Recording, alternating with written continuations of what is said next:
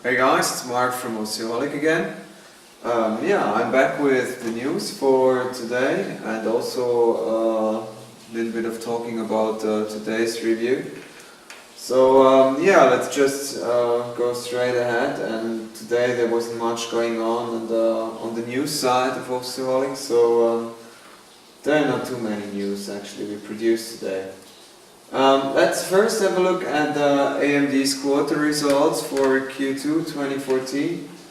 Actually, it looks like AMD has been able to increase the revenue by like a slight 3% from $1.4 billion in a quarter to $1.44 billion, but at the moment they're still in the red numbers.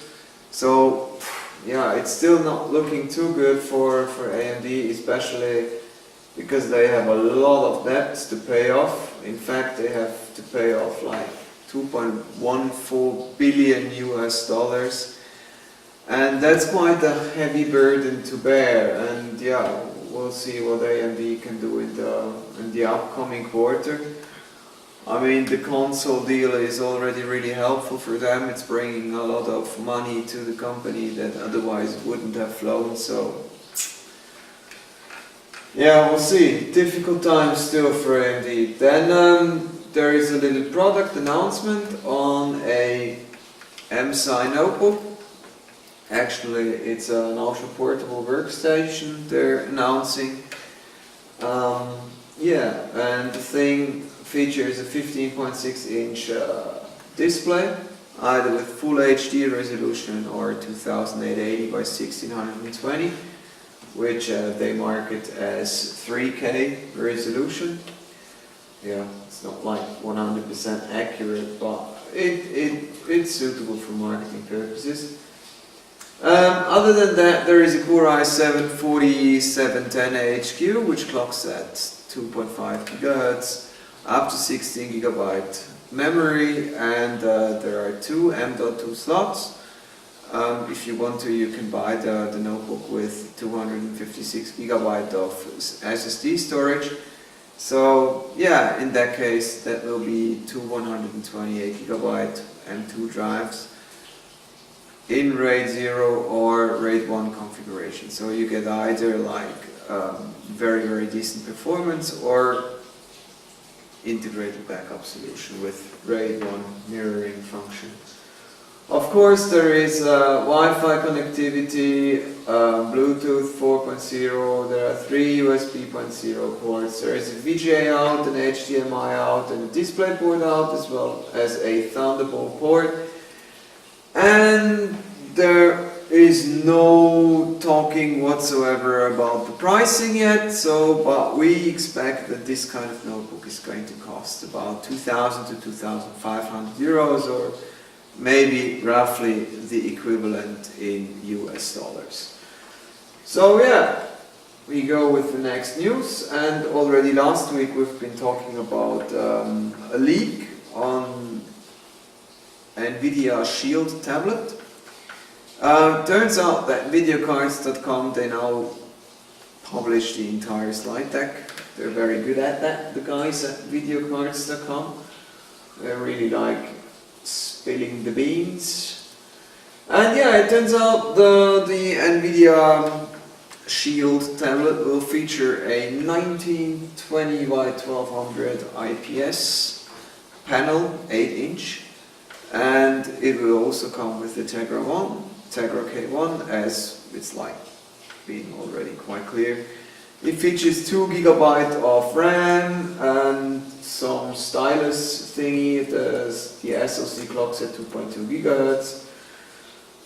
There will be 2 versions of the tablet. One version is a 16 GB Wi-Fi only, and the other one is a 32 gig with LTE module. The Wi-Fi only version is going to cost like 299 US dollars, and the other version with 32 GB and LTE module is going to cost $399. So it's not actually a cheap tablet, but that wasn't expected from NVIDIA anyway, so yeah, but still.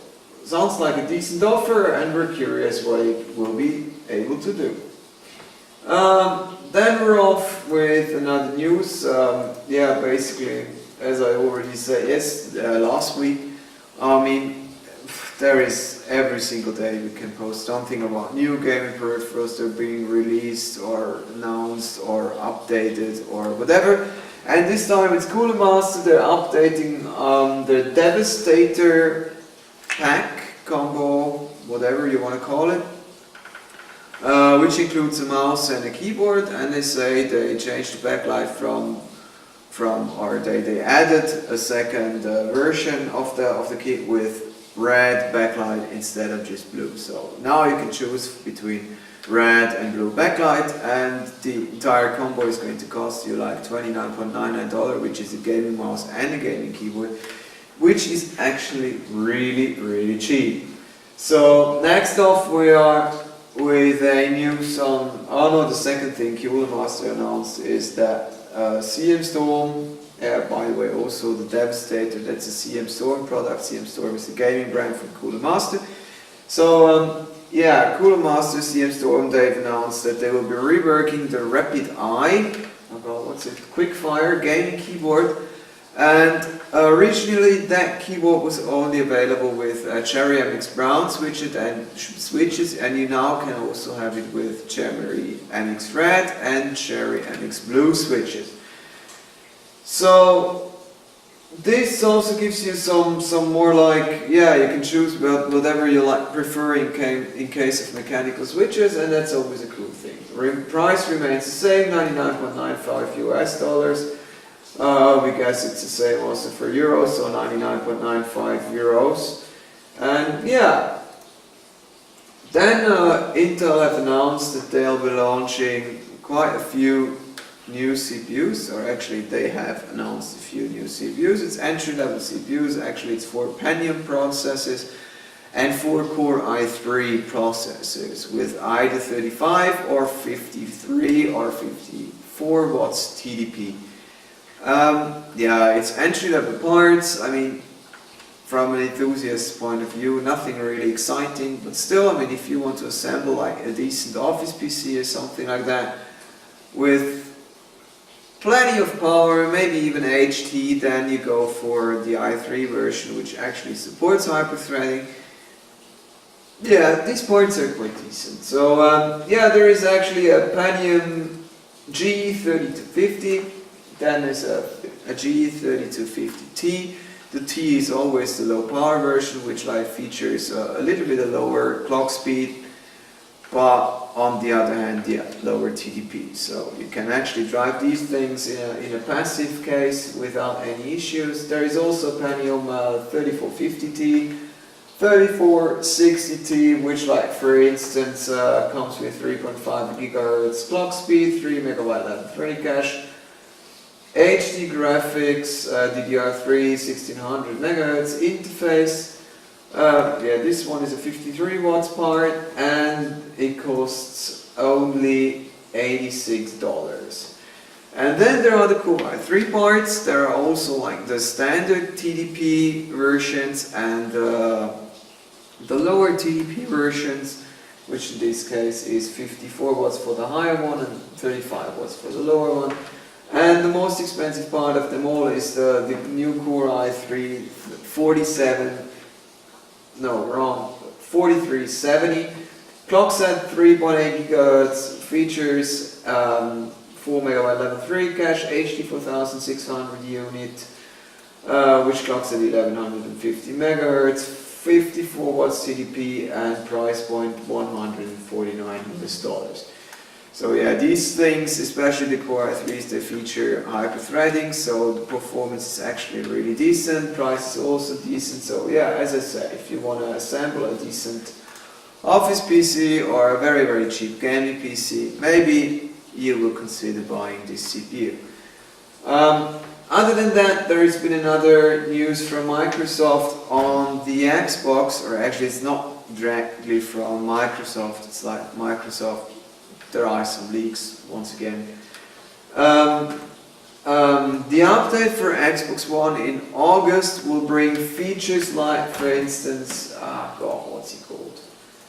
I'm not so good with those consoles. So yeah, they will update the activity feed, they will support 3D Blu-ray playback, and there is an update on the friends section, as well as some automatically, you can automatically download apps and games.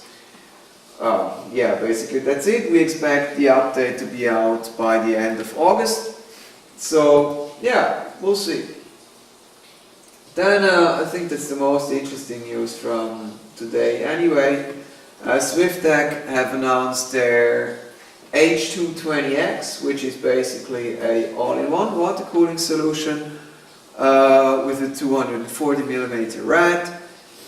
It comes bundled with two fans with the pump integrated into the radiator instead of a CPU block, like it's usually done with all-in-one water coolers. Yeah, the thing actually looks really cool. I mean, SwiftTech is very well known for offering high-end products. The price point is $139 US. So really interesting stuff. The water block is actually a high-end part, the Apogee XL, and I guess it's pronounced Apogee, but who cares? I guess you understood what I've been talking about. So yeah, and what's also cool about the SwiftTech parts is that the kit is upgradable, which means like you can add a VGA cooler into the loop, since there are like compression fittings which you can untighten and yeah, basically expand. So yeah, really cool stuff from SwiftTech incoming there. And then we've published quite a decent review on the Samsung 845 Data Center Pro with 800GB. It's actually the drive I'm having here. So the little bugger, as I said, it's an enterprise part, so it's not actually very cheap. This little SSD here costs $1,829.99 US, and the 400GB version is to cost $959.99 US.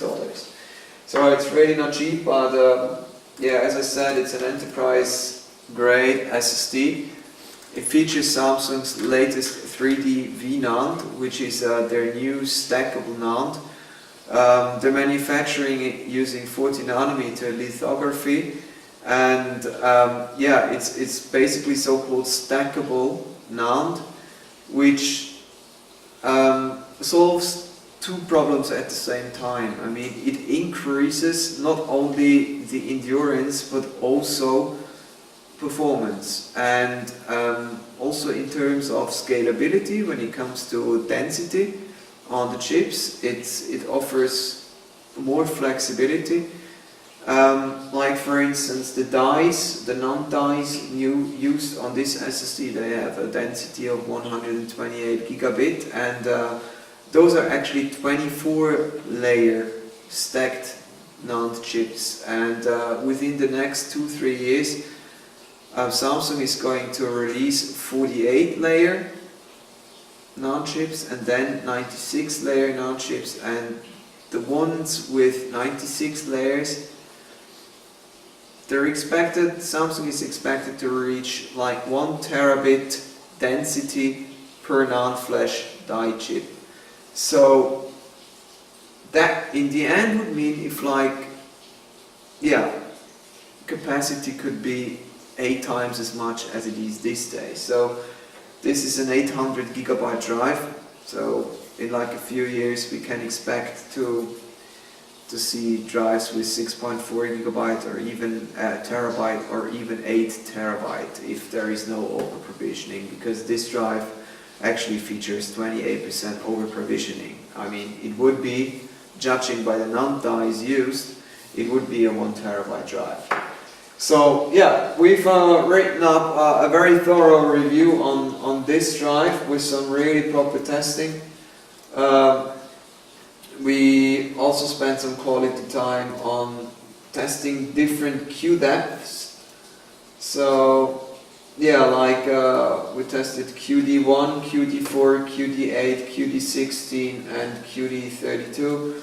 We created graphs for all the different Q depths. I mean, maybe you guys know that I do the SSD testing myself, and I have a little bit of different approach from the other guys. I don't use iometer or crystal diskmark or AS SSD benchmark or stuff like that.